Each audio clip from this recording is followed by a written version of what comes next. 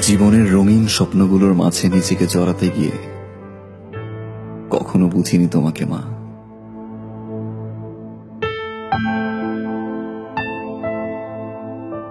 অসুস্থ শরীর নিয়ে নিজের কষ্টগুলোকে চাপা দিয়ে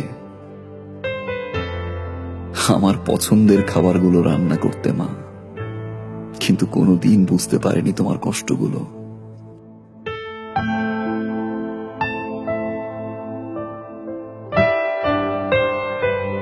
আমি সরি মা। বন্ধুদের সাথে হাজারো কথা বলতে গিয়ে নিজেকে ব্যস্ত রাখতাম, কিন্তু তোমার সাথে কথা বলার সময়টুকু পেতাম না মা। বিরক্ত হতাম তোমার ফোন পেলে।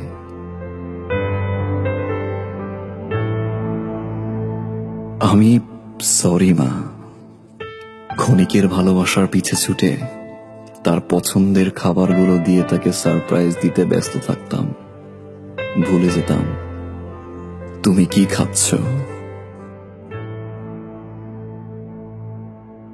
কার সাথে খাচ্ছ, কিভাবে খাচ্ছ মা। আমি সরি মা। হাজারো মানুষের ভিড়ে নিজেকে জড়িয়ে রাখতাম। তুমি বাবা বাবা বলে বারবার ডাকতে মা। মানুষ হয়েও পশুর মতো আচরণ করতাম মা।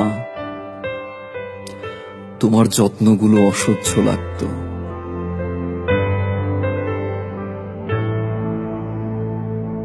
আজ তোমার দুপা জড়িয়ে ধরে বলতে ইচ্ছে করে আমি সরি মা।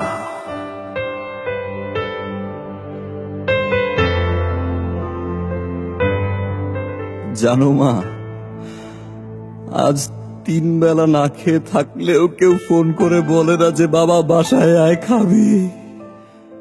সকালবেলা ঘুম থেকে উঠলে মা, কেউ আর বলে না যে বাবা তোর পছন্দের খিচুড়ি রান্না করেছি, আয় ওর তোর মায়ের সাথে খাবি। জানো মা, গত সপ্তাহে প্রচন্ড জ্বর ছিল। তোমার মতো করে মা মাথায় হাত বুলিয়ে দিয়ে কেউ বলেন বাবা তোর মা তো আছে, সব ঠিক হয়ে যাবে। মা একবার চলে আসো।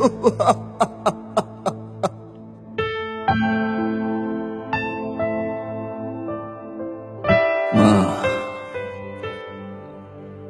কোনোদিন বলতে পারিনি, আজ একটা বার বলতে চাই সরি মা, and I love you. মাফ করে দিও মা।